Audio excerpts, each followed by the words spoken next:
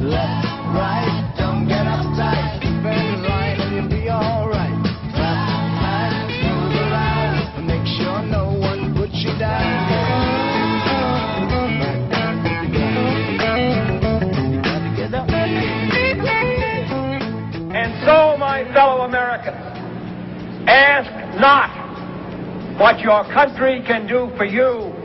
Ask what you can do for your country. Hello, Wallingford. Welcome to the show. My name's Paul Ciardullo. And I'm Bob Gross. Wallingford, we have a growing, serious problem. Municipal government in Wallingford is spending too much money, and municipal government in Wallingford is getting too many taxes from residents and families. During the worst recession in the last 80 years, at a time when property values are dropping and the economy is flat on its back, municipal government here in Wallingford is increasing spending and raising taxes. My taxes have gone up over 30% in the last 5 years. If we don't get our arms around this problem now, I shudder to think of where I'll be and where you'll be 5 years from now. We think we're just spending too much money. And the interesting thing is that in conversations that I've had with family and friends and associates, what I've found is that there are quite a few people in Wallingford that share that same concern. But they're frustrated. They really don't know what to do about it. So basically, Bob and I decided, well, look, why don't we put together a TV show, an information program, to give a voice to that concern. And that's really what this program is all about. We decided to name the program On the Edge, and we use a metaphor of the economic ladder to describe the fact that all of us in the community are somewhere on that economic ladder. Some of us are on the top rung, some of us are in the middle, some of us are at the bottom. And if you have a tax increase in a given year and you happen to be at the top of the ladder, it isn't much of an issue. You know, you have discretionary income, you can go ahead and take that income, pay your taxes, and move on. However, if you're at the middle portion of the ladder or lower on the lower end of the ladder, in particular if you're a senior at the lower end of the ladder, then you've got a different set of problems, because every time there's a tax increase, you end up having to pay that money to the town in taxes, which means that you have to cut something out of your budget. And sometimes it's discretionary, but based on where you're at, you could end up having to cut out necessities within your budget. And that's a serious problem, to the point where if we continue to have tax increases, like we've had in Wallingford for a number of years, you could end up being sort of pushed over the edge, if you will. And we define over the edge as being unable to meet your financial obligations for the necessities of life. As taxes are rising, and you're saying that people are cutting things out of their budget, it also affects the quality of life all over Wallingford, because merchants need people to go out to dinner, whether it's to spend in the local stores. But as the taxes go up, it's harder for the merchants to bring in people because they have less discretionary income to spend. So it's a snowballing effect. It also affects the household, but it also affects our downtown, our businesses, and local community. And so I totally agree with you on that the taxes, it affects more than just your own pocket. It affects everybody that's around you. Everybody around you, yeah. And just to spend another minute or two on the issue of seniors. I think seniors can be particularly devastated, because obviously they're no longer in the workforce, and they tend to be on a fixed budget. So, and when you blend in the fact that we're in this horrendous economic environment in the country and in Wallingford, that puts them in a particularly vulnerable position. So we've really got to get our arms around the spending and the tax problem.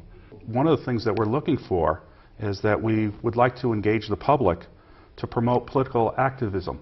That, you know, as Paul just said, there's people that are interested in this, but we don't think that people know how to get involved. And we want people to come out, get involved in your local government. It's your community. Yeah. And so it's important for people to get involved. Definitely. To do something on issues that are important to you, or and there's plenty of them in town. You don't know what to do. Plenty of people are registered with a political party. If you go to one of your political parties in town, and you can get involved in that way.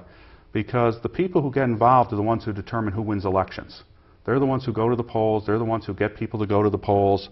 They're the ones who are determined who's going to run for office in Wallingford. And the people who run for office in Wallingford and win are the people who determine our taxes. Absolutely. I guess I would really reinforce that point. I don't think Wallingford's any different than any other community where generally what you have is a small percentage of residents who are very politically active. And as you said, to a large extent, they will end up impacting and in some cases being the determinant as to who becomes mayor or who wins a given election. So really that's the only way that you're going to have your voices heard, is to become more politically active, and we're hoping that through this program perhaps we can help to stimulate some of that activity. And politically active doesn't mean running for office. There's plenty of commissions in town here. There's plenty of boards that are operated in town here, but they're appointed by the political parties.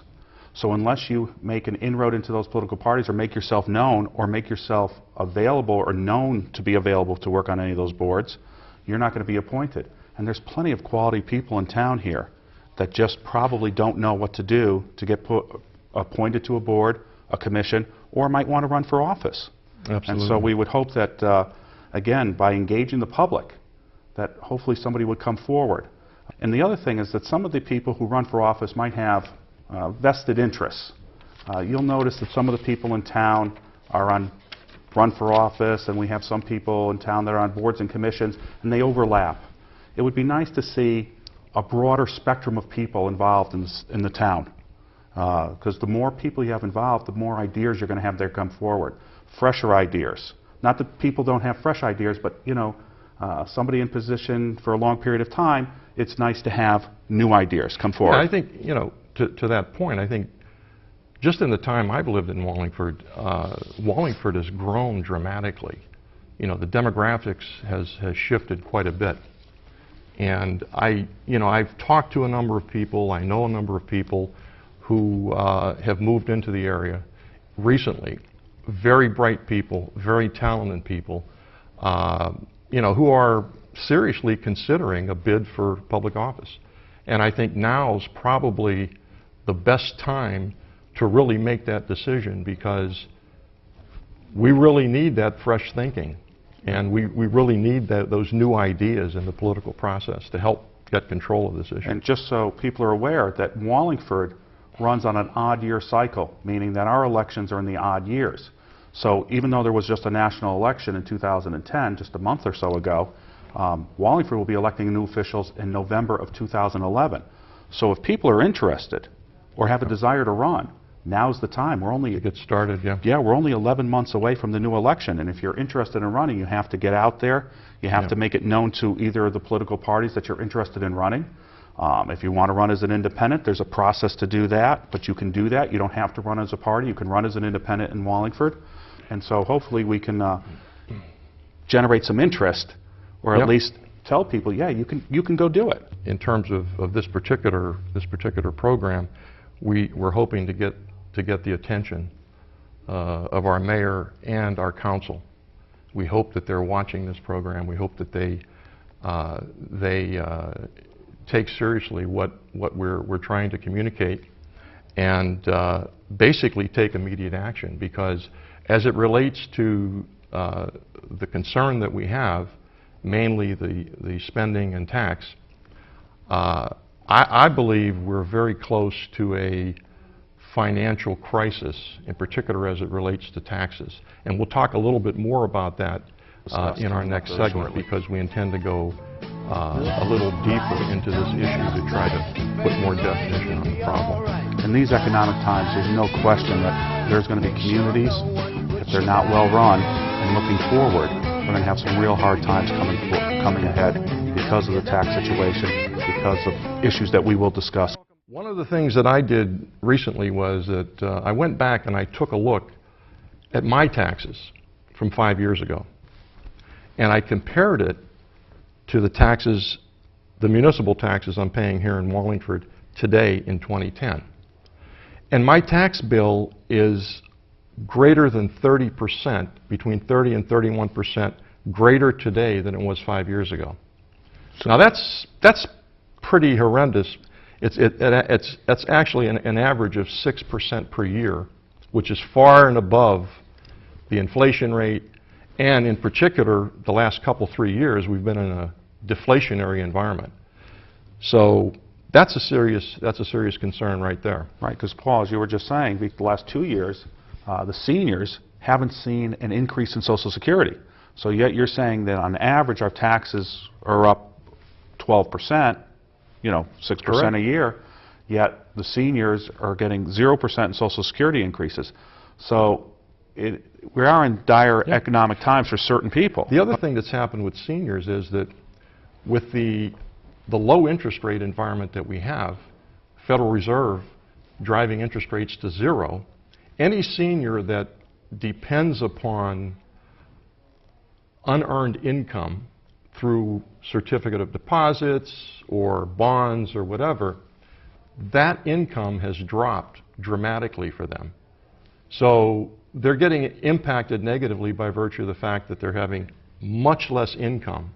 And then to turn around and add taxes to them makes it very, very difficult. I went back and took a look at the 2010 budget in Wallingford. We actually raised taxes last year $4 million on families here in Wallingford. Now, we did that in the worst economic environment that we've seen since the Great Depression. We actually raised taxes by $4 million. We also had to move $5 million out of the rainy day fund here in Wallingford into the budget to match it up. So when the mayor did his budget at the beginning of last year, he had a $9 million shortfall that he had to make up, and he did it through the rainy day fund and taxes.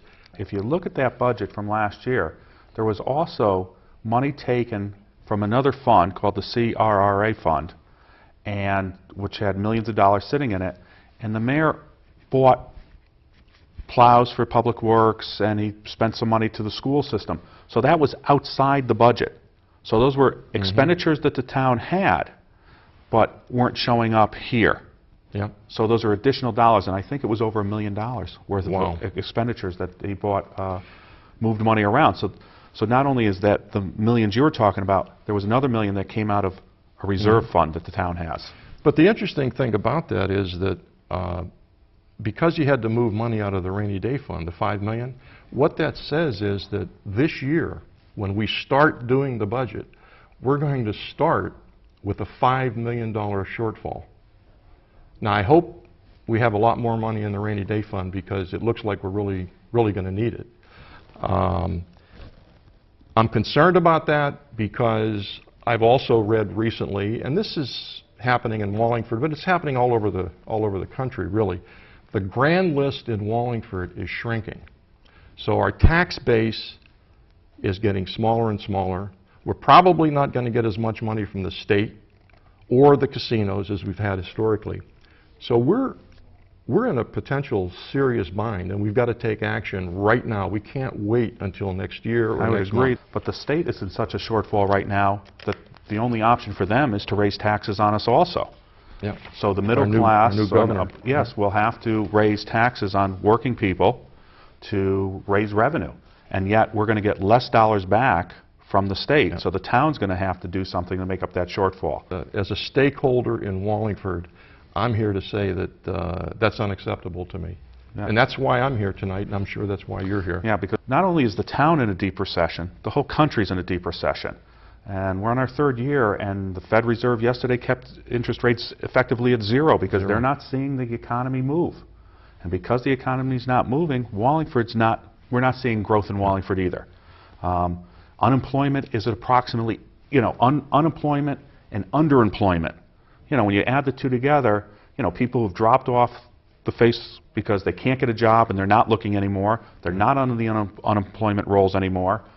There's people that who are professional people or machinists and now don't have a job, but they might be working at a job that's a skill level below their set. So for the underemployed, they're talking that the numbers are 18% or greater. And the whole point is what is the future going to bring? If the economy doesn't start to move, those numbers can be even higher. And it's going to put more strain on families. We all know home foreclosures have been at record levels. Even in Wallingford, there's many home foreclosures. Wallingford's definitely had their share of foreclosures. Put that all in perspective. It's not just a home, but it's a family.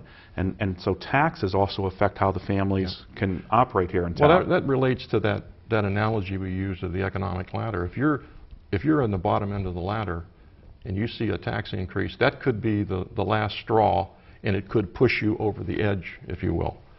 And apparently that's happened to a number of residents in Wallingford, because if you go and Google foreclosures for Wallingford, you'll see that there's a fairly long list of properties that have been foreclosed on. We know that families, the need between the welfare organizations in Wallingford, whether it's Masters Manna or the Red Cross or any of these institutions, the food banks, they're at record levels. In essence, the world has changed, and the town needs to change to meet this challenge. That's an excellent point. I don't have to tell you things are bad. Everybody knows things are bad. It's a depression. Everybody's out of work or scared of losing their job. The dollar buys a nickel's worth. Banks are going bust. Shopkeepers keep a gun under the counter. Punks are running wild in the street, and there's nobody anywhere who seems to know what to do, and there's no end to it. We know the air is unfit to breathe, and our food is unfit to eat. We sit watching our TVs while some local newscaster tells us that today we had 15 homicides and 63 violent crimes, as if that's the way it's supposed to be. We know things are bad, worse than bad. They're crazy. It's like everything everywhere is going crazy, so we don't go out anymore.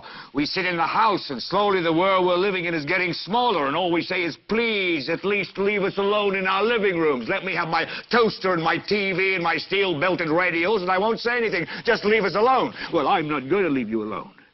I want you to get mad.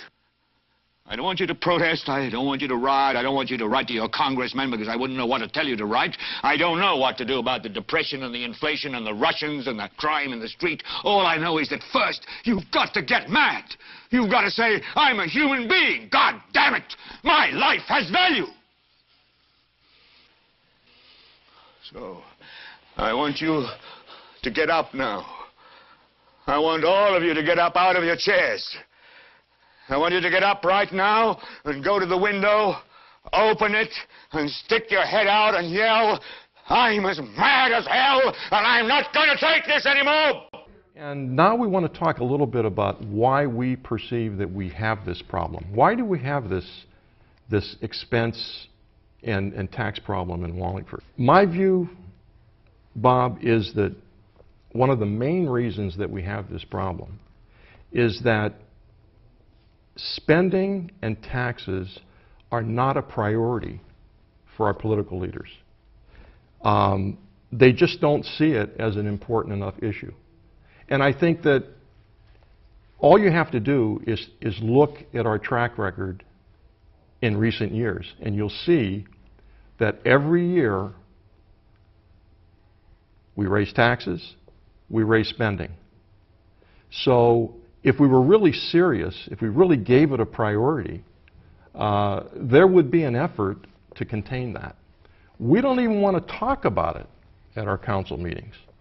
2 years ago, I proposed the council have a discussion about freezing taxes. They refused to put it on the agenda. They didn't even want to talk about it. So if you don't acknowledge a problem, you're never going to resolve the problem. If you go to the budget meetings, they will talk about the budget, but they'll talk about, okay, we're just going to cut this from the budget. But they're not talking early enough on cost containment. Absolutely. And that's where you're going to save your money, because you can't just cut. you have to learn how to control your costs for a long-term basis. Serious expense reductions are rarely discussed. In fact, I can't ever remember a serious discussion happening about containing costs. It's just not talked about. We seem to think that spending money is an accomplishment. If you look at the committees, the project teams that are created and so forth, most of those are put together to spend money doing something, whether it's expanding the library or expanding our school construction projects or buying a piece of property. We view that as an accomplishment. That is not an accomplishment. It's very easy to spend money. It's very difficult to get results in a cost-effective way. So I don't really see it as a priority for our political leaders, and I don't really think that's going to change unless our leaders can begin to feel the pressure and the angst of our residents. So you need to be heard. And if you want to be heard, you have to be heard now. Pick up the phone and do it. Because we're in a culture here in the town of Wallingford of status quo. You don't see anything change. You don't see, I'm just going to throw one out there, you don't see any long-term plans for technology in the town of Wallingford. These are things that could, and we're not saying they will, but these are things that can reduce our overall expenditures for the town of Wallingford. If you don't have a plan, if you don't have a goal that you're shooting for, you don't have an objective, chances are you aren't going to achieve it.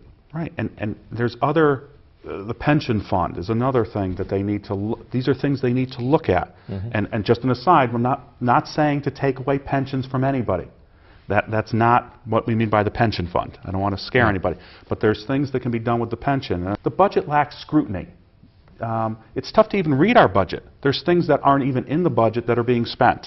You can't find them in the budget. And so you don't even know where all your dollars are going. And if you wanted to get a budget, if you don't get a book when it's time, you're out of luck. Because our Wallingford budget isn't even online for citizens to go look at and take a look at in their house. Well, I had to do the research for the show on last year's budget, and I had to go to the library and dig it out from the library to get it, because it isn't available online. Even if the pressure is exerted on our council and our mayor, I'm not sure that, this is a personal opinion, I'm not sure that they have the will or the courage to make it happen. There are a lot of constituencies here in town for different parts of the budget. When it comes to education, the education lobby, everybody agrees education is important, and I'm very definitely an education advocate. But anytime there's a conversation about education, the education lobby comes out. It's a very strong lobby, consists of a lot of activists. I've mentioned the library earlier. The night that the council voted on the library expansion, I attended that meeting and I spoke out at that meeting against it. The mayor did not support the library expansion, but the council chamber literally filled up with the library lobby, and they were all arguing in favor of the expansion, and it ultimately passed. The way the budget system works in Wallingford, and it's no matter who the mayor is in Wallingford, it doesn't make a difference. The mayor, we have a strong form of mayoral government in Wallingford. The mayor sets the budget. The council has if the council doesn't like something in the budget, it's very difficult for them to move something around in that budget. And you can go to the council meetings and watch the budget workshops. And if the mayor really doesn't want something moved, it's very difficult. And this is whoever the mayor is, because we're not taking party lines here. We will take issues, but it's not a Democrat-Republican. This is a spending issue, and it's on both sides of the aisle. Yeah. You mentioned checks and balances. We can use a number of different words for it. Even though we have a powerful mayoral form of government, the council, in particular the council chairman, he has that bully pulpit. He can stand up and disagree with the mayor, even though the mayor has most of the power and you need 7 out of 9 votes, etc. I don't see the council challenging much of the budget. We go through this review process, which, by the way, is non-binding. We go through an elaborate review process where we bring in every department head to review the departmental budget, but nothing that happens in those reviews is binding.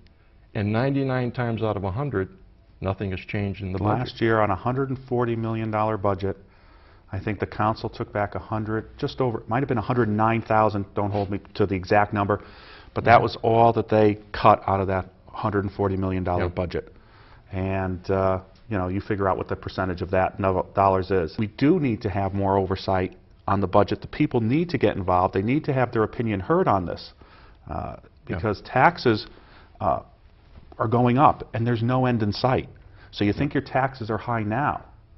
Wait for a couple more years. If the state's not paying in their fair share, what we consider to be their fair share in certain parts of the budget that they fill up, one of them being the education portion of the budget, and they pay millions of dollars into that a year. Yep. We're going to be into some real hard economic times here. Wallingford, in my mind, is kind of a microcosm of what goes on at the state and what goes on at the federal level. We tend to kick the can down the road a bit, and I think we've reached a point where we can no longer do that. We've got to take proactive action, and we've got to remedy the situation. Again, with the technology, you're talking about the council and the mayor. They formed an information technology subcommittee at the beginning of the year. That's a year ago now. Have you heard anything about it? Do you realize that the town of Wallingford does not have direct deposit for its workers? And we're coming up to the year 2011. This is what we're talking about changing things in the town of Wallingford to, you know, be able to save dollars and move the town forward. Yep. I think the use of technology is very definitely something we can take advantage of. You want answers? I think I'm entitled. You want answers? I want the truth! You can't handle the truth! One of the things that we need to have, and I personally am calling for, is a public expression on the part of our mayor and council to freeze our spending and our taxes during the 2011 budget, to hold it at the 2010 level. And I think it's important for them to make a declaration like this in order to have credibility. I think that anything less than setting that out as a goal, in my opinion, will end up being business as usual, whereby we talk about wanting to contain costs, we go through this budget process, and we've done that year in and year out, and we end up with a tax increase. So I think a public expression of that commitment, it would be nice for the residents of Wallingford to know that that commitment exists. And you know why it's business as usual? Because there's no planning. There's no planning from the town for this year to the next year to the next year. And because there's no future planning, how do you control costs? The pension. This year, according to the actuarial tables, which have already been supplied to the town of Wallingford, the commitment that the town of Wallingford needs to make is $5.9 million, almost $6 million that they need to put in to the pension plan. Now, last year was $5 million, and there was talk on the council, how are we going to afford that? This year, it's $1 million more than it was last year. So we have definite challenges. And exactly, and that's one of the things, because we're not planning. The town needs to start looking at what do we really need versus what do we really want. I think that we've reached a point financially where I don't think we can afford too many things that we want but that we don't really need. As an example, to illustrate that, you know, the police department obviously is a need. Recreation as an example. That's a want. You could survive without recreation, but you can't survive without the police department. That's what I mean by we've got to start prioritizing wants versus needs and take a hard look at those wants and start to cut them back. There's no future planning. just this last weekend, the Park and Rec building, the roofs leaked again, and they've been leaking. The school roofs are leaking. There's no maintenance program. We don't plan for the future to have programs set up to take care of the problems before they become problems and cost us more money than they really need to cost us. And that's become an issue throughout the whole community. Yeah, and everything the planning issue. But planning doesn't just affect, in town hall, it affects our buildings, our structures, our pension plan, all these types of things and we're just not planning for the future, and that's what's costing us tens of millions of dollars that we do not need to spend. I agree. And I also think that there's some things we can do possibly immediately in the short term, and that is to take a hard look at any new projects that are not critical and back burner those projects. I mean, if we've got something out there that we're planning on doing, we need to take another look at those projects and either cancel them completely or at least delay them indefinitely. We could have an immediate impact on expenses by doing that. Personally, I don't think we should be hiring people in town. At least not without serious scrutiny. I think that we could look at redeploying resources. We may have one department that has an excess of people, another department that needs a person, and you move people from department to department. I think those are the kinds of things that we need to take a look at and seriously consider doing. Setting expense goals by department. The way I see town government is, in particular in Wallingford has been around since the 17th century. And I'm sure that there are certain efficiencies that could be gained in most departments within the town. I think it may be beneficial to consider setting expense reduction goals by department. Set those goals and then hold that manager accountable for achieving those goals. You were talking about, just one quick second, about the town departments. Do we even know if town departments, the heads of town departments, get together and talk and explain what's going on in their departments? Yeah, I don't know. Because I've seen in the past where you'll have a road dug up for something, and then 6 months later, and then it's paved, and then 6 months later it's dug up for something else. So, and I don't know whether that practice still exists, don't know, but some of these things need, departments need to talk to departments. And because, that can control costs. I think the things that we've talked about thus far are short-term, immediate things I think that we can do that perhaps can start to roll back some expenses. I think it's important for us to do a top-to-bottom review of the town. And by that I mean we may need to have some professional consulting to help us do that. But take a look at how the town is organized. Take a look at the business processes within each department. Are there processes we can eliminate? Are there processes that we can combine? Information technology. How can we best use information technology? And put a plan, a long-range plan that we can then implement over time. The information technology isn't available in departments. They can't converse with the state. They can't converse between departments. There's no computers. There's no intranet in the town hall. There's one on the third floor. I think we're missing a big opportunity there. Yeah, we need to implement some type of automation structure in this town here. And when we say this, you'll say, well, it's going to cost dollars, but in the long run, this is a long-range plan that hopefully will save dollars and expenses down the road. And that's the main goal here, is to try and control expenses. And I think the issue of cost, as I'm sure you know, any time you're automating anything, the first step in that process is a cost-benefit analysis.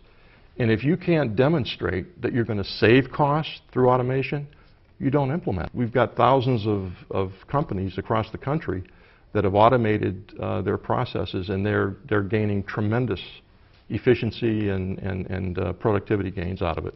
can't think of It's part of the future, you know. can't think of any company that hasn't automated, and for that matter, you can't think of many towns that haven't automated of our size. I mean, there might be a town that's 50 people, but a town of 45,000 people with really no automation. It's just an amazing thing in this time. So there's some opportunities out there. It's just that, again, you have to have the will to do it, to implement it. Right. And that's a key point. And I think that some of this information needs to be more transparent, needs to be available for the public to see, needs to go up on the internet, wherever, so people can see the budget, talk about the budget, expenses. They don't know what's going out. Last night at the town council meeting, which would have been December 14th, there was a discussion on a no-bid contract for the bus service in the town of Wallingford. So there was a question, well, how much is the bus service for the town of Wallingford, for the schools? It's $5 million a year. Wow. Yeah, and so, hey, that's what it is. But, you know, you don't know where your dollars are going. So when you see a $140 million budget, you need to know where all the dollars are going. And it's important to see. That's the transparency issue you're talking about. Right, because people will want to know where their dollars are being spent. Well, I mentioned I had to go to the library to get the budget book, and actually, I think a lot of the municipalities, they have their budget online. It's public information. I don't see any reason why we shouldn't have it available online. So most towns are online. Part of this transparency is that I think it's important to do a periodic review of how we're performing to budget, perhaps on a quarterly basis. And I believe that review process should be televised. I mean, again, it's town business. Citizens are interested in it. Why not televise it? Basically, performance reviews, if you will, by department. Yeah, and so, and when we're talking the budget, people have real interest in it. Absolutely. You know, they're saying, wow, $140 million or whatever the amount is. So it would be nice for them to, if they had it available to them, you'd be surprised how many people might look at it. And if they look at it, they say, wow, and maybe they would become involved or come to a council meeting and question something or say, hey, I have an idea for this. This is not meant to be an adversarial process. No. This is meant to be a process that hopefully, through discussion, and we welcome the council or the mayor if they want to come and talk, to come in, sit down, talk about the process, explain how it's done. We welcome them to come here and discuss any of these issues. And Absolutely. I think it would be beneficial to sit back in a relaxed atmosphere. Again, this is not an adversarial process. This is a process that we think the things that haven't been done over the years that could save the town of Wallingford and its citizens tax dollars, which comes out of our own pocket. Well, I think that we've seen that there are many things that we could do. J.C. Penney many years ago said, give me a stock clerk with a goal, and I'll give you a man who will make history. But give me a man without a goal, and I'll give you a stock clerk. We came here, we presented some information to you, we created this program called On the Edge. Now what are we going to do? Well, first of all, we'd like to invite you to provide us with some feedback. We have an email address on the screen. We'd really like to hear from you. Tell us what you think. Is what you heard, does it make sense? Do you have some suggestions? Pro or con, we're open to whatever input that you'd care to provide us. Yeah, and the pension is one of them. Is one of them. Information technology is another. Yep. How we maintain our properties in town here. You know, just maintenance. Because if everybody knows, if you own a home or apartment, whatever, if you don't maintain a car, if you don't maintain it, it costs you more in the long run. And these are things that we're seeing that's happening here in the town of Wallingford. So my last comment tonight is simply to issue a challenge to the mayor to show his commitment and announce a tax and spending freeze for the 2011 budget. I think on that note, we're going to leave it and have a good evening. Have a good day. Right, don't get uptight, keep it right and you'll be alright. Clap hands, move around, and make sure no one puts you down.